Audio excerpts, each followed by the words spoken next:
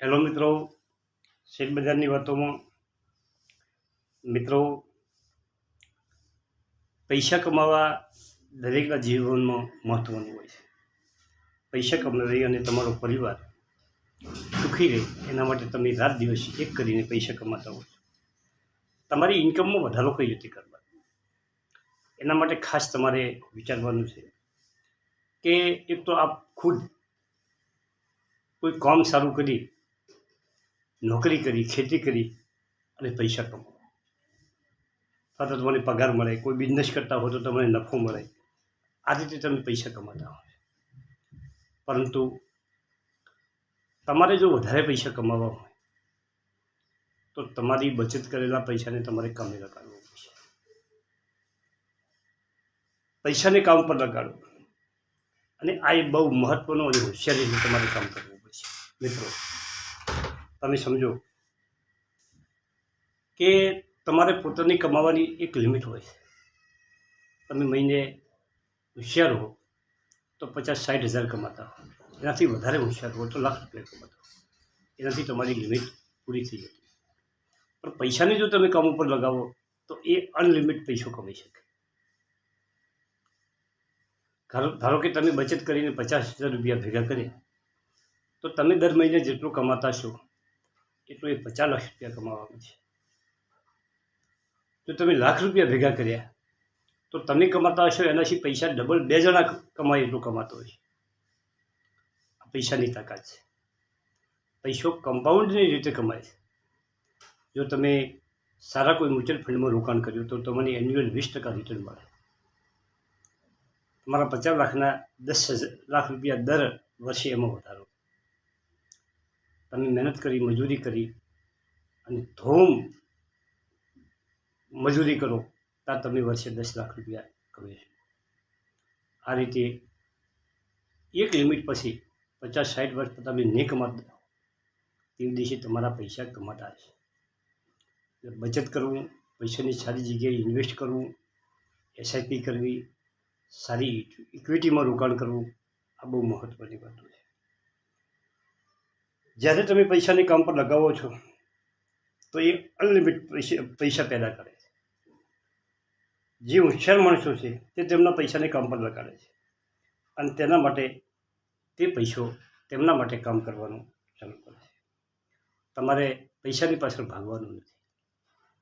પૈસાને કંટ્રોલ કરી, બચત કરી અને પૈસાને કામ પર લગાવવાનું. મિત્રો, મેં મારા જીવનમાં અનુભવ્યું છે કે જે દિવસે હું યુવાન હતો અને હું નહોતો કમાતો એનાથી વિશેષ 4 ગણું અત્યારે મારું જે બચત કરેલું ધન કમાય.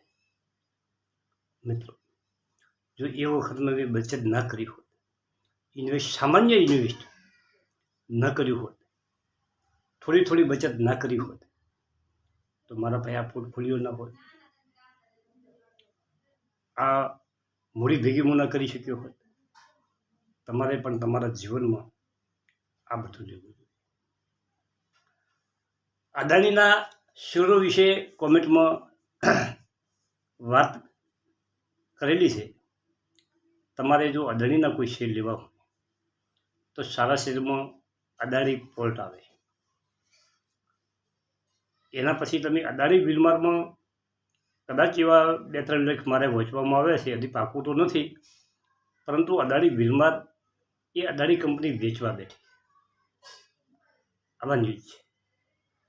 તો તમે અદાણી પોર્ટમાં રોકાણ કરી શકો કે જે મુદ્રા પોર્ટ ઉપર અદાણીનો જે પ્લોટ છે સરસ કામ ચાલે છે.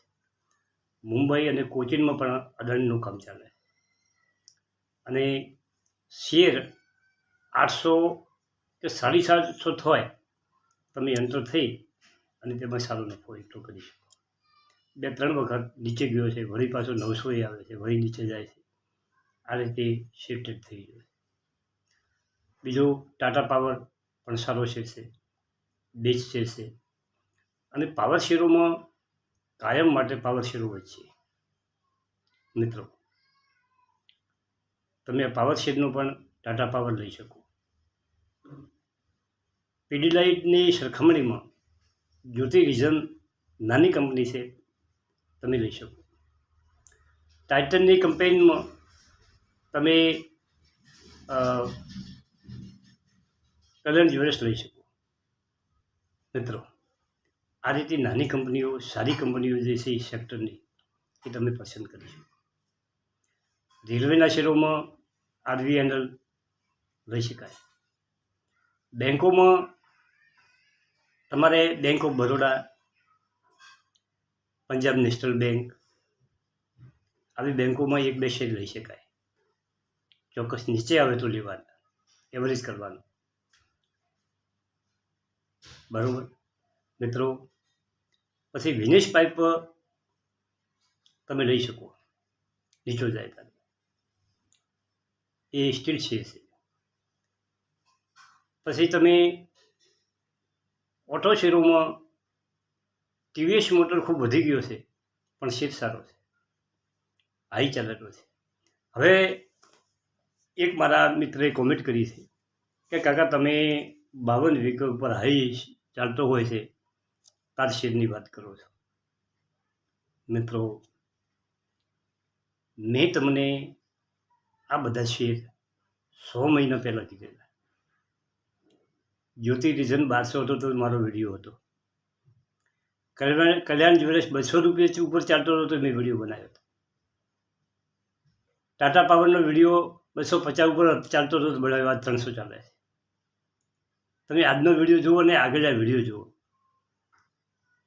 મેં અમુક સારા શેરો વિશે વારંવાર 5 વખત વિડીયો બનાવ્યા.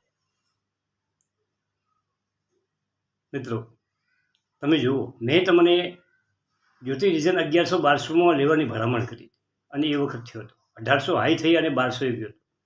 1200થી પાછો આવ્યો. કલ્યાણ જ્વેલર્સ 200 હતો અને આપણે સતત કીધું હતું કે આ શેર ટાઇટનની કંપનીમાં ખૂબ સસ્તો છે, નાની કંપની છે અને ભવિષ્યમાં ટાઇટન બની શકશે. આપણે આ સતત વાત કરી હતી. મિત્રો, હવે તમે જે PA, ROC, ROE એ વિશે 2-3 કમેન્ટો આવી છે. કોના માટે મિત્રો આપણે વિડીયો બનાવેલા છે, તમે વિડીયો જોઈ લેજો.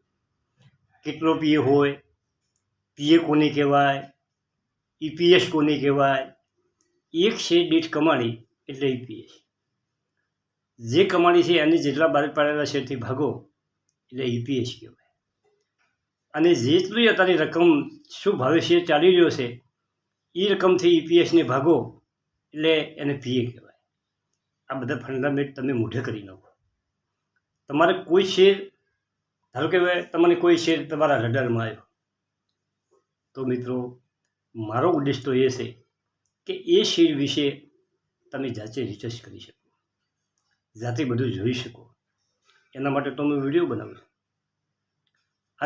આ વિડીયો જેમ તમે ક્લાસમાં ભણવા જો અને કોઈ ક્લાસમાં તમારો ક્લાસ ચાલતો હોય એ રીતે વિડીયો અને એ ટાઈપ આપણે બનાવવાના કે તમે મજબૂત બનો. શેર બજારના જ્ઞાન વિશે તમે સ્ટુડન્ટ બનો. તમારા પર ટોટલ જ્ઞાન હોવું જોઈએ કે શેર બજારથી શું થઈ શકે છે, કંપની કેવી હોય તો લેવાય. ભલે હું એમ કહું કે ફલાણી કંપની લઈ લો, તમારે ના ગમતી હોય તો નહીં લેવાની. એવું કોઈ છે જ નહીં ભલામણ કોઈ લેવાની. તમારે સ્પષ્ટ કરવાનું છે કે તમારે શીખવાનું. અને શરૂઆત તો તમે SIPથી જ કરો. મારું એવું છે, શેર બજારમાં કોઈને શરૂઆત કરવી હોય તો પહેલી SIPથી કરવી. પછી ધીમે ધીમે તમે ઇક્વિટી તરફ આવો. ઇક્વિટી તરફ આવ્યા પછી તમારે લાંબા ગાળાનું રોકાણ કરવા. તમે મિત્રો મારા વિડીયો જોજો. તમને શું ભાવે મેં શરૂઆતના શેડ્યુલની વાત કરી. તમે વિડીયો જોયા વગર એમ કહો કે કાકા તમે જે વિડીયોનો, જે કંપનીનો વિડીયો બનાવો છો એ 52 વીક હાઈ ઉપર બનાવો છો, એવું નથી. મારો કહેવાનો ઉદ્દેશ છે કે તમને ના ગમતો હોય તો તમે બીજા શેર ફંફોળો. મેં 12 મહિના પહેલાં 90 શેર પેની સ્ટોક, મને આ બહુ શોખ. 2 રૂપિયાવાળા, 10 પૈસાવાળા, 5 પૈસાવાળા, 50 પૈસાવાળા, 2 રૂપિયાવાળા, 10 રૂપિયાવાળા, શેર ગોતી 150-200 શેરનું લિસ્ટ બનાવ્યું. મિત્રો હવે એ લિસ્ટ બનાવ્યું, એમાંથી 1 મહિનો સતત એ શેરો બધા ચેક કર્યા. ચેક કરતાં મને એક રોયલ સ્ટીલ નામ હતો, અત્યારે રોયલ એન્જિનિયરિંગ છે, એ શેરમાં મને થોડુંક પોટેશિયમ લાગ્યું. મેં આ 500 વખત વાત કરી કે એમાં પ્રમોટરે શેર હોલ્ડિંગ વધાર્યું હતું, બરાબર. એટલે મેં એમાં થોડુંક એન્ટર થયું એટલે મને સારું લાગ્યું. મારા અત્યારે એ મેં આગલા વિડીયોમાં પણ આ વાત કરી. એવી રીતે તમે 20-25 કંપનીઓ ફેરી રાખો, એના વિશે લખી રાખો. ગોતતો તમને પછી આ બધા જે ફંડામેન્ટલ આપણે વિડીયો બનાવ્યા છે એ બધું પ્રમાણે એની સરખામણી કરો, અને એમાંથી કોઈ સારો શેર તમને મળી જાય તો તમે થોડુંક નાખો, વળી ₹5 ઉપર જાય તો વળી થોડાક નાખો. એમ કરતાં તમારો કોન્ફિડન્સ વધશે. થેન્ક યુ, આભાર.